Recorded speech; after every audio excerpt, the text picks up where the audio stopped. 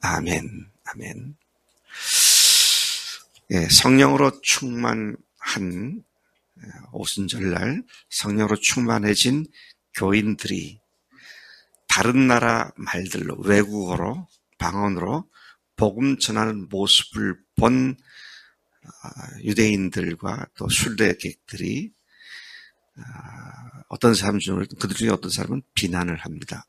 이 사람들이 새 술에 취했구나, 술 취해서 이러는구나.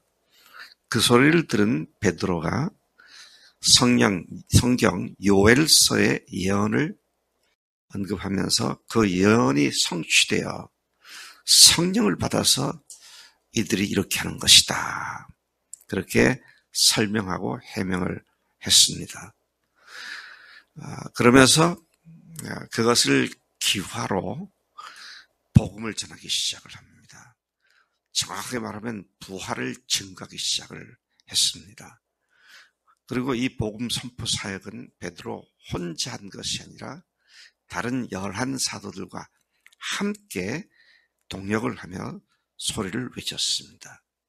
성경 말씀 보면서 다시 확인하게 되는 것은 복음 증거하고 복음 선포하는 사역은 개인 혼자가 아니라 교회 공동체가 함께 할 때에 능력이 나타나고 역사가 나타난다라는 사실을 다시 확인하게 됩니다. 베드로는 유대인들과 예루살렘에 사는 모든 사람들아, 이 일이 어떻게 된 일인지를 알려줄 테니 내 말에 귀를 기울이라고 그들의 주의를 집중시키고 복음을 선포하기 시작을 합니다. 지금이 제3시 아침 오전 9시가 아니냐. 낮술도 아니고 누가 새벽 술에 취해서 아침부터 이렇게, 그것도 한 사람이 아니라 많은 사람들이 집단으로 이렇게 할 수 있다는 말, 그것은 상식에도 맞지 않는다. 그런 말로 시작을 하게 되죠. 그러면서 그는 술이 아니라 선지자, 16절에 보니까 선지자 요엘을 통하여 말씀하신 예언이 성취된 것이다. 그러면서 그 요엘서를 인용하여 이들이 성령을 모신 사실을 증거하게 하기 시작을 했습니다. 17절, 하나님이 말씀하셨다. 말세에 내가 내 영을 모든 육체에 부어주리니 너희 자녀들은 예언할 것이요 너희 젊은이들은 환상을 보고 너희 늙은이들은 꿈을 꾸리라. 계속해서 인용합니다.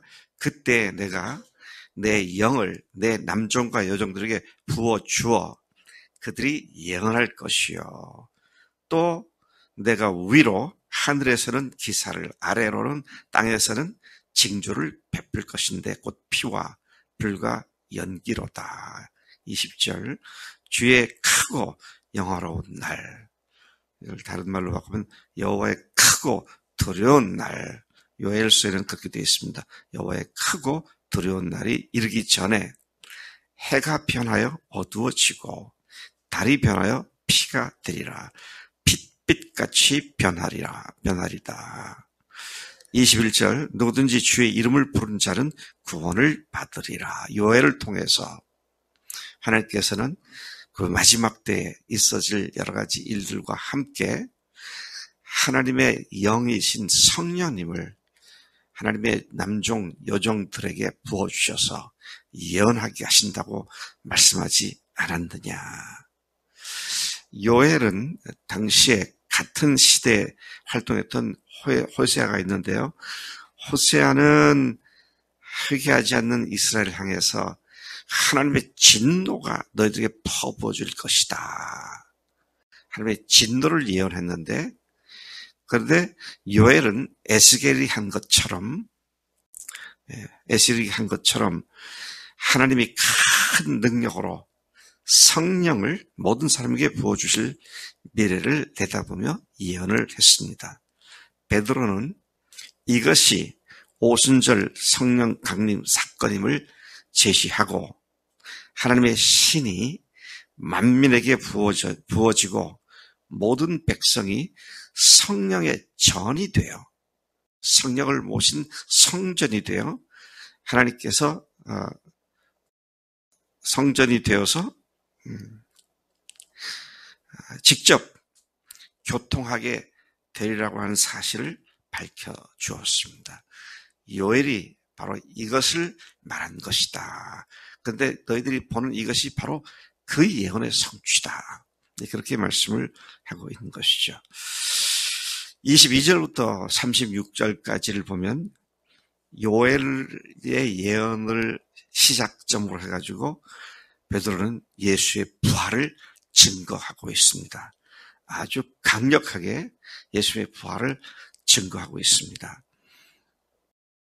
베드로는 예수님께서 하나님의 뜻에 순종하여 죽으셨고 다윗의 예언대로 그분이 부활하셨다고 강조합니다. 자, 그러면서 22절에 보니까 하나님께서는 나사렛 예수로 하여금 큰 권능과 기사와 표적을 행하게 하심으로 그분을 친히 증거해 주셨다. 성부 하나님께서 성자 예수님을 친히 하나님이시라고 증거해 주셨는데 뭘 통해서 그분이 행하신 놀라운 이적과 표적과 이런 것들을 통해서 성부 하나님께서 친히 증거해 주셨다. 그렇게 말을 하고 있죠. 계속해서 보면은 23절에 하나님의 뜻대로 보내주신 그를 너희가 법 없는 자들의 이방인들이죠. 하나님을 알지도 못하고 하나님과 관계없는 이방인들, 법 없는 자들의 손을 빌려 못 박아 죽였다. 너희들이 한 짓이 바로 그런 무지막지한 죄를 행한 것이다. 야, 참 놀랍습니다. 법 없는 자들의 손을 빌어 그분을 십자가에 못 박아 죽였다. 그런데 24절 너희들은 죽였지만 24절에 하나님께서 그를 사망의 고통에서 풀어 살리셨으니 그는 죽어 없어질 수 있는 분이 아니다. 죽어 없어질 분이 아니다. 하나님께서는 그렇게 그분을 다시 살리셨다. 다윗이 그 다음에 이제 요엘로부터 시작했어요. 다윗의 얘기로 넘어갑니다. 다윗이 예수님을 가리켜 이렇게 말하지 않았느냐. 이게 예수님을 가리켜 말한 말씀이다. 뭐라 그랬느냐. 내가 항상 내 앞에 계신 줄을 배웠으며. 그래서 여러분 1인칭은 예수님을 얘기하는 겁니다. 다윗을 얘기하는 거 아니에요. 내가 항상 내 앞에 계신 줄을 배웠으며 나로 요동하지 않게 하기 위하여 그가 내 우편에 계시도다. 성부, 성자 하나님이 함께 계시는 모습을 얘기하고 있는 것이죠.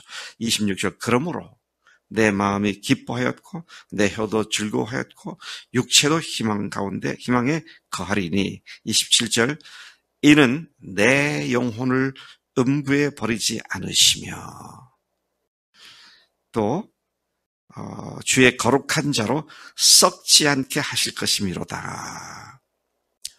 주께서 생명의 길을 내게 보이셨으니 주 앞에서 내게 기쁨이 충만하게 하신다고 했는데 이 말은 다윗 자신에 관한 예언이 아니라 예수님에 관한 예언이라고 밝히고 있습니다. 우리가 이 말씀을 잘 이해해야 합니다. 예수님께서 내 주께서 나와 함께 계시다. 성부 하나님께서 성자 하나님이 나와 함께 하신다. 나와 함께 계신다. 육체로 오셨을 때에는 서로 분리되어 계신 것처럼 보이잖아요.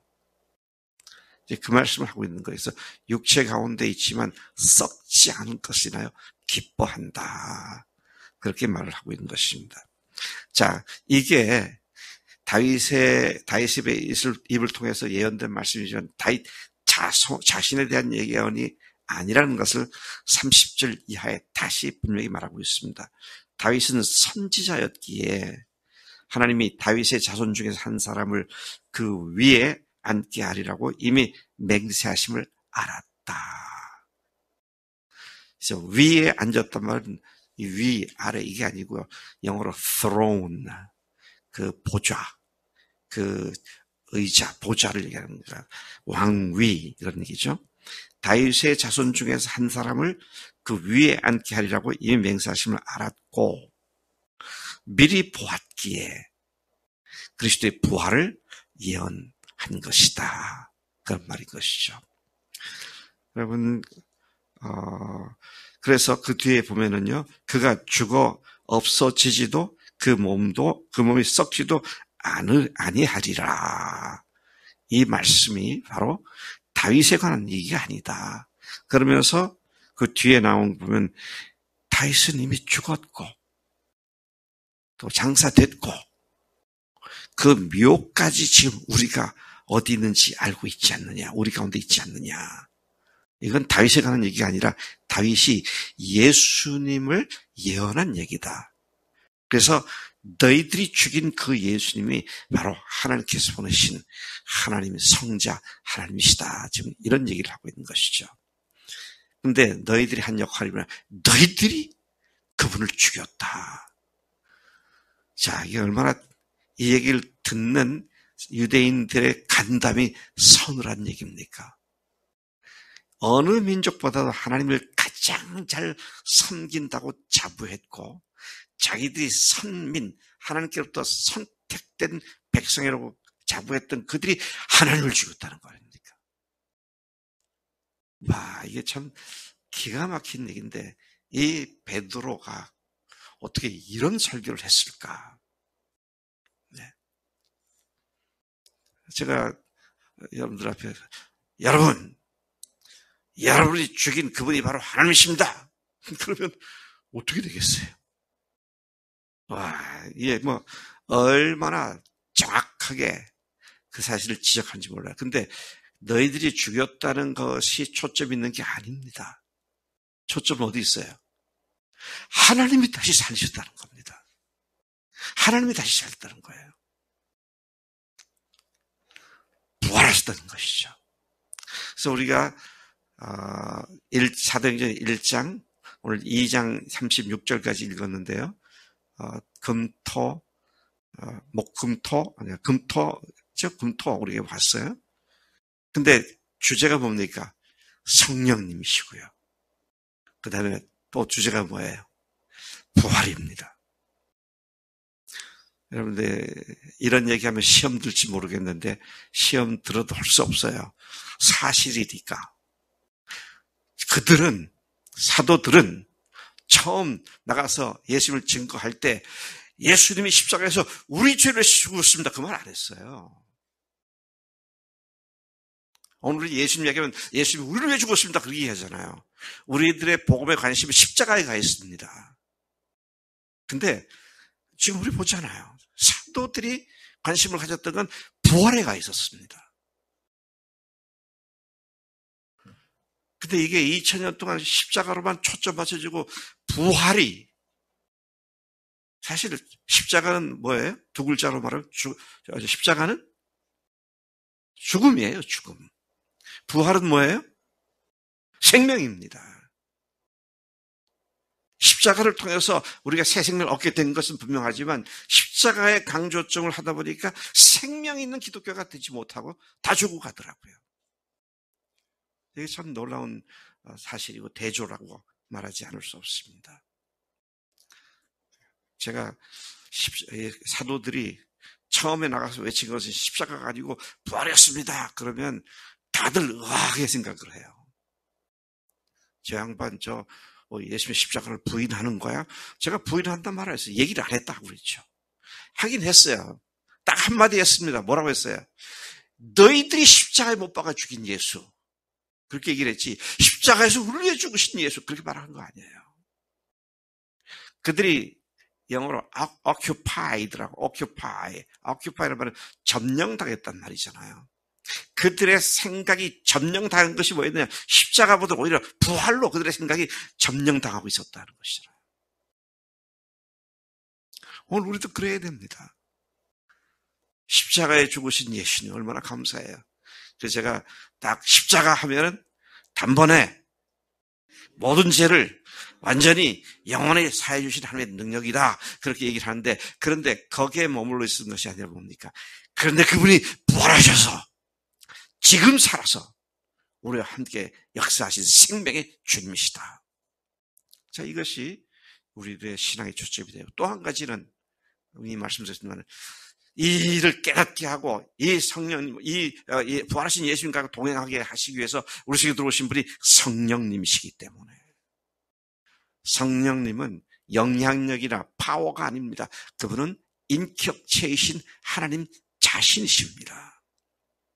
그래서 그분이 내 생각, 의지, 또 내 지성, 내 감정, 전 인격적으로 나의 모든 것을 완전히 장악하시도록 내 자신을 내어드리고 달려가는 것. 그래서 여러분, 주님의 일은 우리를 통해서 주님이 하시지만 직접 하시는 일은 성령님이 하시는 거잖아요. 그래서 여러분, 우리가 청년들은 5월 18일, 또 전체 교회는 6월 16일 우리가 전도대회를 합니다. 근데 전도대회를 하려면 뭘 어떻게 해야 돼요? 성령으로 충만하게 돼야 돼요. 성령으로 충만하게 돼야 돼요. 같이 기도합시다. 그러면 우리 청년들도 좀 기도하는데 좀 훈련됐으면 좋겠어. 같이 통성으로 기도합시다. 그러면 그냥 인도자가 쥐야! 그러고는 2-3분도 아니야. 20-30초 후에는 다 조용해져. 우리가 정말로 성령에 충만하기 위해서는 정말로 주님 앞에 부르짖으며 주님께서 나를 장악해 주십시오. 성령께서 저를 충만히 역사해 주시옵소서. 저를 써주십시오. 이런 간절함과 애끓는 심정을 갖고 하나님께 매어 달려야 되는데 우리가 너무 느슨하고 엉성하게 성령님을 대하고 있다. 이거 우리 회개해야 합니다. 하나님이세요. 예수님이 오셔서 사람들에게 오해를 받으셔서 죽임을 당하셨잖아요. 오늘 성령님께서 엄청 오해를 당하고 계세요. 그분이 하나님이신데 성령님께서 내 마음과 생각을 붙잡아 주셔서 나는 그분이 하신 대로만 순종해서 일이 이루어지고 난 뒤에는 나도 스스로 놀라는 그 일이 성령님을 통해서만 가능하다. 하나님 아버지 감사합니다. 이 아침에 예루살렘 교회가 처음으로 뛰쳐나가서 베드로가 첫 번째 설교를, 복음 선포를 부활을 통해서 했음을 보게 됩니다. 성령님이 임재하신 사실을 선포한 것을 보게 됩니다. 하나님, 우리로 하여금 십자가와 부활, 이 복음의 핵심을 항상 놓치지 않고 특별히 부활에 더 깊은 관심을 가지고 생명의 주님과 함께 동행하는 성령님을 의지하고 사는 매일의 삶이 되도록 인도해 주시는 줄로 믿습니다. 이 사실에 눈을 크게 뜨고 집중하는 우리가 되도록 역사해 주옵소서. 감사합니다. 예수님의 이름으로 기도드렸습니다. 아멘. 아멘.